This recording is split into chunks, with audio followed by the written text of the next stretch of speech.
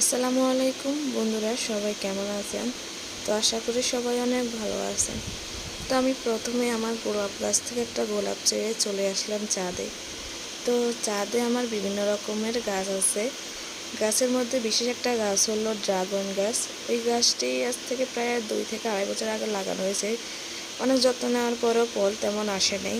তারপরে এইবার প্রথম ফুল ধরছে, জানি না ফল হবে কি না। এরপর আমি গোলাপ হাতে নিয়ে বিভিন্ন রকমের রং করতে লাগলাম। তারপর চলে আসলাম নয়নতারা গাছের সামনে। তো এখানে আমি প্রথমে আমার গোলাপটিকে রাখার পর বিভিন্নভাবে একটু ফটোশ্যুট করলাম। ফটোশ্যুট করার পর আমি একটু চারপাশের পরিবেশটা দেখলাম। আসলে খুবই ভালো লাগছে। মানে দুপুরের ওয়েদারটা খুবই সুন্দর, খুবই ভালো লাগার মতো, মন ভালো হয়ে যাওয়ার মতো। তো আমার মতো এরকম ফুল প্রেমী কারা সাড়া দিও। এরপর আমি চলে আসলাম আমার কিছু রোপণ করা গাছের সামনে। গাছগুলোতে কিছু কিছু ফল ধরছে বা সবজি ধরছে, বেশ ভালো লাগলো।